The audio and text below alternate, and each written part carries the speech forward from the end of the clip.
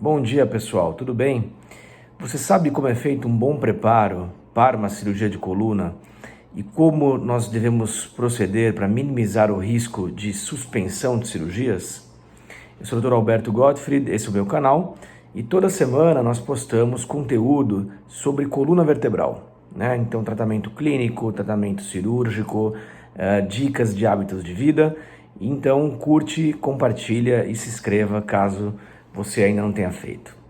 Bom, hoje, quinta-feira de manhã, aconteceu uma coisa desagradável para a gente e para o paciente, que foi a suspensão de uma cirurgia que estava marcada de manhã cedo, né? Então eu resolvi gravar esse vídeo, né, para contar um pouco para vocês como é que é a rotina do pré-operatório de coluna vertebral e quais são os principais itens que devem ser observados, tá? Tanto pelo médico quanto pelo paciente, né? Para que o risco de que a sua cirurgia seja suspensa, né, seja minimizado, né? Muito desagradável todos se prepararem para isso, né? Às vezes o paciente tira férias do trabalho, a equipe médica está todas a posto, etc. Mas isso infelizmente acontece. Bom, então, primeira coisa, né, quando é definido que vai fazer uma cirurgia, então vamos supor que você tem um problema, certo? Foi indicado cirurgia, você concordou em operar, marcou a data, então sabe-se que vai ter uma cirurgia, né? Ou vai se marcar uma data. Então, a primeira coisa que é feito são exames de rotina, né? Exames pré-operatórios de rotina. Então, o seu médico tem lá uma relação de exames mínimos, né, que ele considera para a cirurgia, e que em geral são uma bateria de exames de sangue, tá, onde a gente vai ver, por exemplo, a coagulação, os níveis de açúcar, o seu sangue, se você está com anemia ou não, como é que funciona seus rins, como é que funciona o fígado. Alguns médicos gostam de pedir sorologias para algumas doenças contagiosas, né, como hepatite, HIV, etc. Então, exames de sangue, tá? Para mulheres idosas, principalmente, exame de urina é importante, né? Para afastar a infecção de urina. Às vezes existem infecções de urina e isso pode ser um fator de risco para a infecção de cirurgia de coluna.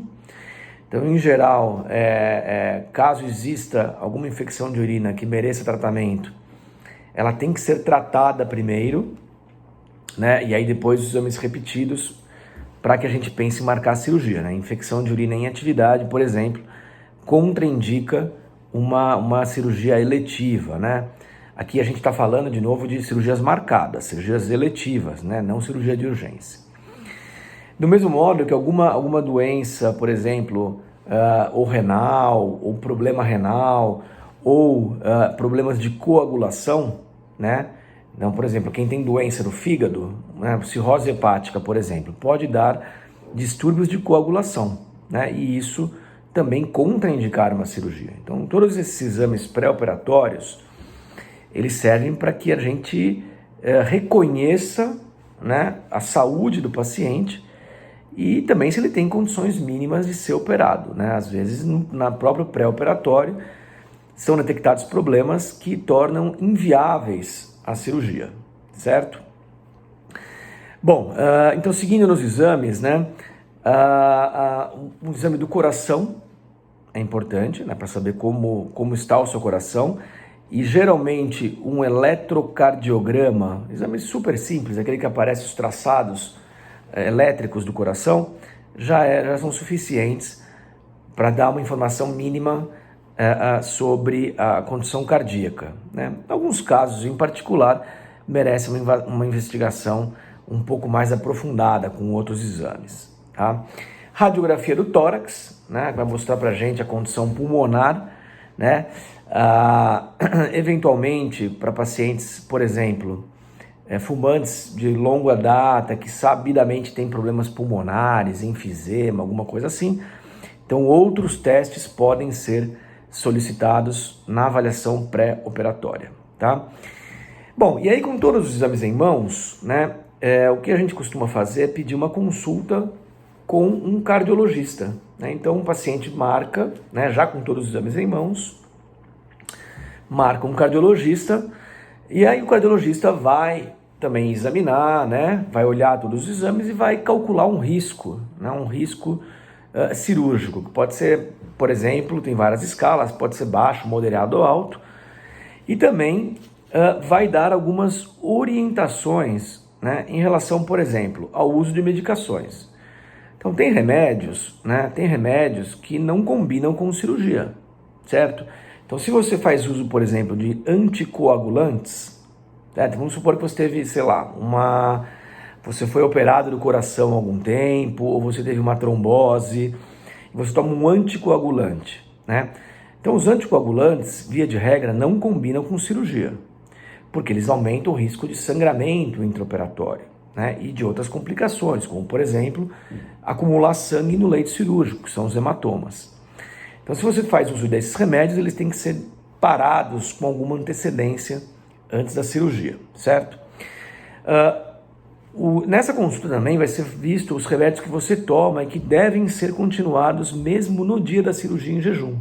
Então um exemplo clássico é o remédio de pressão, né? Então o remédio de pressão ele tem que ser tomado, inclusive no dia da operação. Mesmo com jejum, a gente toma com um pouquinho de água e essa análise de qual remédio merece ser continuado ou não também é visto nessa avaliação. Outro ponto é o risco de trombose, né? Então, algumas pessoas têm risco maior de trombose do que outras. Então, por exemplo, fumantes, pessoas com histórico de trombose, ou que vão fazer cirurgias mais prolongadas, ou cirurgias que precisam de um tempo maior de repouso.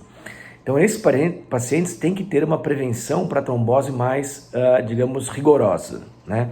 E a gente tem várias maneiras de fazer isso, né? Então, a gente tem meias elásticas, por exemplo. A gente tem aquele compressor pneumático que fica na perna apertando, aperta e solta, para bombear o sangue. E existem remédios também que são dados aí algum tempo depois da cirurgia. Então, tudo isso é calculado e faz parte da nossa estratégia de remédios durante o período perioperatório, ou seja, em torno da cirurgia. Outros pontos importantes é se vai precisar de UTI, se não vai precisar de UTI, e as alergias, né? Quais remédios que não podem ser tomados pelo paciente. Muito bem. Então, passando isso, né, vamos supor que você, lembrando que a gente está falando aqui de cuidados antes da cirurgia, como evitar que sua cirurgia seja suspensa, né? Então, tem alguns preparos, né?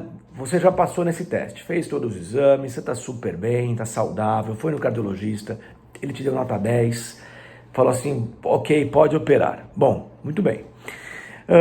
Qual é a rotina que a gente usa, então, antes da cirurgia? Então, é muito simples, tá? Nos 3 dias que antecedem a cirurgia, né? Então, os 3 dias anteriores à internação, você vai tomar banho com um shampoo que vai ajudar a limpar mais a sua pele, tá? Tem vários tipos de shampoo, a gente usa um chamado clorexidina, então você vai tomar banho com isso 2 vezes por dia, tá? Só para preparar a sua pele. E importante que as cirurgias são feitas em jejum. Então, um jejum, via de regra, é de 8 horas para que você possa ser operado. Tá? Então, se a sua cirurgia está marcada, por exemplo, para 7 horas da manhã, né? Então, desde as 11 horas da noite anterior, você vai parar de se alimentar, né? E tomar líquidos também. A exceção é feita, como eu disse agora há pouco, com os remédios fundamentais. Esses podem ser tomados com um pouquinho de água, sem problema. Né? Então, não esquecer do jejum. Né? Todo mundo aqui já viu, os cirurgiões já viram cirurgias serem suspensas porque o paciente esqueceu do jejum, acabou comendo um biscoito, qualquer coisa que seja, isso já deixa o estômago cheio. Né? E qual é o problema de ter comida no estômago? É que na cirurgia você pode aspirar. Né? Sabe quando você engasga com alguma coisa? Você tosse na hora, não tosse? Então você expele a comida das vias aéreas. Quando você está anestesiado, você perde esse reflexo, você pode colocar comida para dentro. Então pode dar problema grave no pulmão.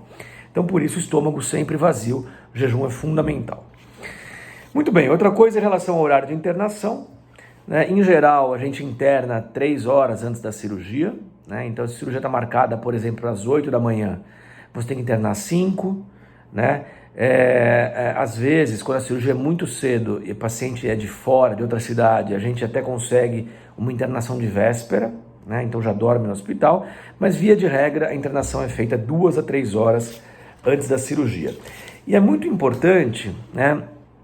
Principalmente se você fez os exames em um laboratório e está operando em outro hospital, por exemplo, ou seja, os seus exames não foram feitos de imagem, tá?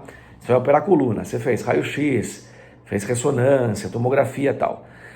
E isso foi feito num outro lugar que não onde você vai operar, é fundamental que você traga os exames no dia da operação, tá?